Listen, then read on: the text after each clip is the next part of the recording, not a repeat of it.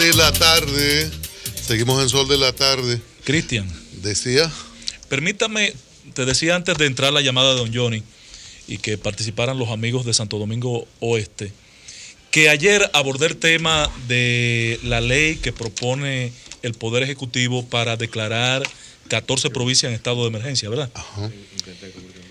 Y en el día de hoy, y dije ayer en este espacio que no estaba de acuerdo con esa iniciativa y le pregunté a Pacheco cuál era la posición de ellos. Dijeron que la iban a definir hoy. No le he visto aún la definición de la oposición. Pero yo insisto y quiero ser coherente. Nada más quiero delatar el nivel de coherencia de las cosas en las que yo milito.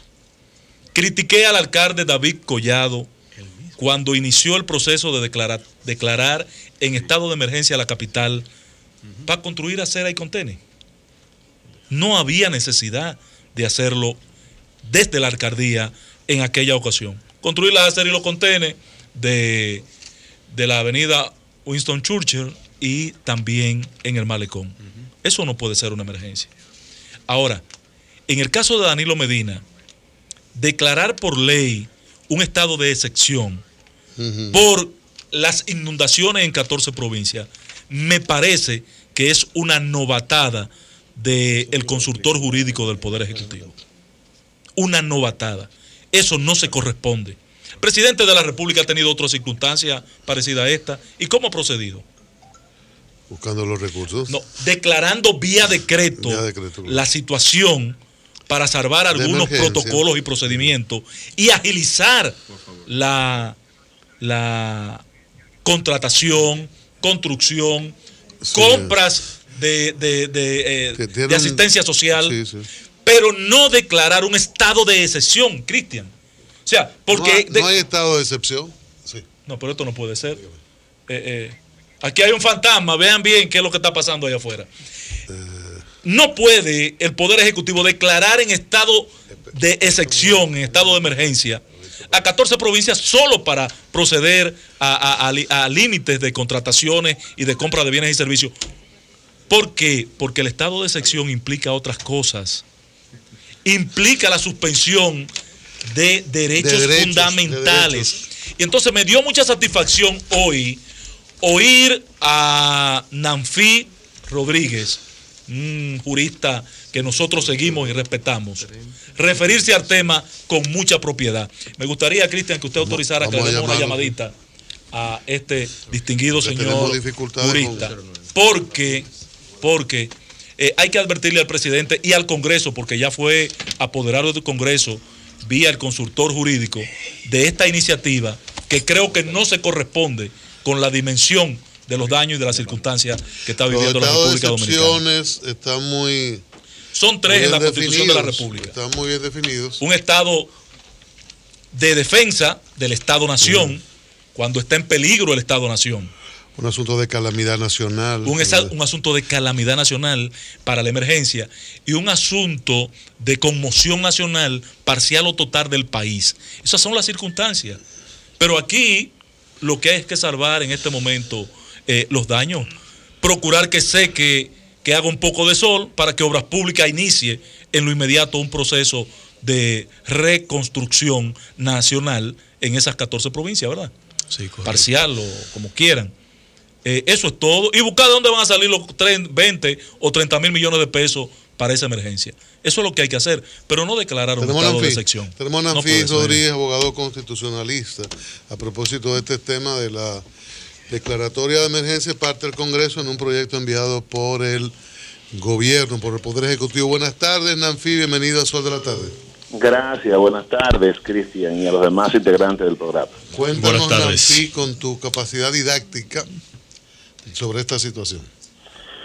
Bueno, parte de la opinión pública ha reaccionado en principio a la activación del trámite constitucional de la declaratoria del estado de excepción constitucional de emergencia, como si se tratara de la típica emergencia que se declara por decreto por el Poder Ejecutivo, sí, y que en esencia lo que busca es viabilizar que las contrataciones públicas se puedan hacer sin licitaciones o con un procedimiento, digamos que atenuado.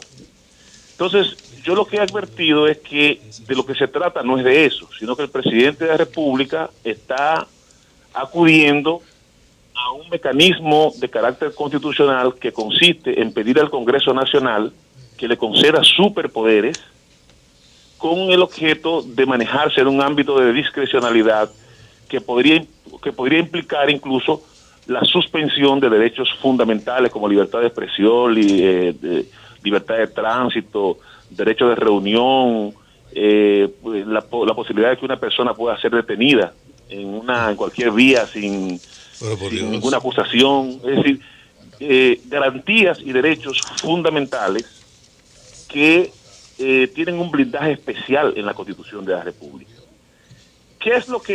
¿Cuál es mi razonamiento en términos jurídicos, Cristian, y los demás integrantes del panel? Ajá.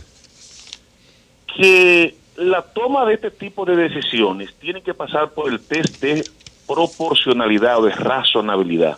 ¿Qué significa eso? Lo que significa es que si el poder político tiene medios igualmente eficaces para dar respuesta a un problema de emergencia como el que se ha presentado en esas provincias, como ha pasado en el pasado reciente, claro, incluso con el ciclón George, que no se acudió a ese procedimiento constitucional, el presidente debería acudir a los medios tradicionales y no debería activar ese procedimiento constitucional, que crea muchas situaciones de molestia institucional, porque estamos hablando, para que se entienda, suspender derechos fundamentales a la población. No, déjame decirlo, Ángel, estamos hablando de suprimir la Constitución de la República. También, claro. Es eso, es suprimir la Constitución porque es un estado de sección. La Constitución establece 3 estados de sección, que es el estado de defensa para cuando se reciben agresiones externas, el estado de conmoción interior para cuando hay situaciones de disturbios, y el estado de emergencia para cuando se trastorna la situación económica del país. Claro. En esos 3 estados constitucionales, lo que se suprime es la Constitución de la República. Como dijera uno de los triunviros de 1964, la Constitución está en la pluma del presidente de la República. Ahora, Manfit, en el caso que discutimos, ¿tú no crees que sea una novatada de este consultor jurídico Flavio Darío Espinal? Porque esto no tiene sentido.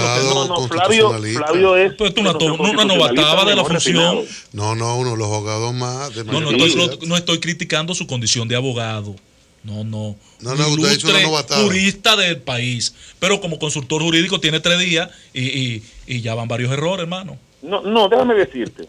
Flavio es, además de ser una excelente persona, un académico, ya lo es, un intelectual, y es además un profesional muy competente. En distintos medios se hacen la siguiente pregunta: o demasiada ingenuidad o demasiada maldad. Una novatada de la función. Y yo entiendo esa suspicacia que se ha generado en la opinión pública. Repite la suspicacia para yo comprenderla mejor, porque me llamó la atención la segunda, dime. No, el gobierno, no que... Yo creo en la ingenuidad, no de maldad. O demasiada maldad. Si estuviésemos en el mes de la campaña electoral, de las elecciones, yo diría maldad, pero fue ingenuidad. O maldad. No, déjame decirte, lo más probable es que el gobierno esté tratando de fundamentar posibles acciones relacionadas con empréstitos, situaciones de ayuda internacional, claro, situaciones que tienen que ver también con mover partidas presupuestarias.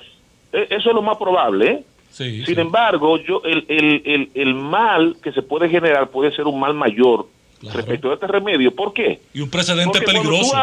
Cuando tú hablas, Ángel, de suprimir o de otorgarle al presidente de la República que mediante la vía administrativa pueda suprimir libertades individuales, esa situación tiene que ser comunicada al Comité de los Derechos Civiles y Políticos de la ONU y tiene que ser comunicada a la Comisión Interamericana de Derechos Humanos de la OEA. Y fundamentada. Claro, por un tema, Cristian, por el tema de control de convencionalidad. Exacto. ¿Tú comprendes? Entonces, eso lo que puede generar es una situación de ruido internacional respecto a que en República Dominicana hay una situación en la que los derechos fundamentales, que son básicos para la inversión extranjera, pues pueden ser dispuestos como un pedazo de papel mojado por el presidente de la República. Bueno, ¿en qué nos quedamos entonces, Nanfi? Tú dijiste que una maldad... excesiva maldad o excesiva... No, te hice el comentario por lo que tú dijiste de... No, una novatada, para mí es una novatada, patrón. De nuestro amigo Flavio Darío, que reitero, es un jurista muy competente. Y entonces en la opinión pública hay una suspicacia y hay una inquietud. Sí. Y hay una pregunta que subyace, ¿qué se busca con esto? Cuando esto es innecesario por una razón. Porque aquí, por ejemplo, en el ciclón George, que ustedes recuerdan, fue proporcionalmente y yo diría que aritméticamente mucho más dañino que estos aguaceros. Claro. No se activó ese mecanismo constitucional. Ni lo ha activado nadie. Bueno, no hay un precedente. El presidente Jorge Blanco en el 84 lo activó, cuando los disturbios del 84. Sí, pero ahí había razón, porque había conmoción social. Ahí había una situación. Y lo que tiene que hacer el presidente para atender a las urgencias... Emitir un decreto. Bueno, se puede hacer mediante otras potestades que tiene el presidente de acuerdo a la ley. Claro. Mira, tú acabas de dar en el kit del asunto. Cuando yo digo que esa decisión tiene que pasar por el test de razonabilidad, a lo que me refiero es a que constitucionalmente hay que indagar si existen otros medios de eficacia semejante. Claro, la ley de contratación pública le da para dar respuesta a ese asunto. Entonces, ¿cuáles son esos medios? Por ejemplo, Ángel dice, la ley de contratación pública, el artículo 6 de la ley de contratación pública crea una situación de efectuar o eximir en situaciones de los procedimientos normales que generan burocracia. La propia Constitución de la República establece que si el presidente de la República necesita mover partidas presupuestarias, claro, que está prohibido por la Constitución, pero si necesita mover partidas presupuestarias del presupuesto de la nación, lo puede hacer. Lo puede hacer enviando un procedimiento rápido, un trámite rápido al Congreso, y eso se hace.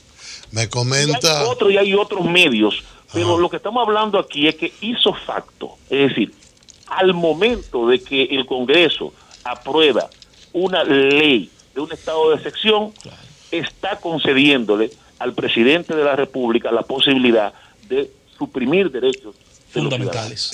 Me comenta Meto Pineda que cuando David y Federico, Huracán David, el presidente Guzmán lo pidió y el Congreso lo negó. Sí, porque bueno, ahora que tú hablas... aporte de Milton. Ahora que tú hablas, saludo para Milton.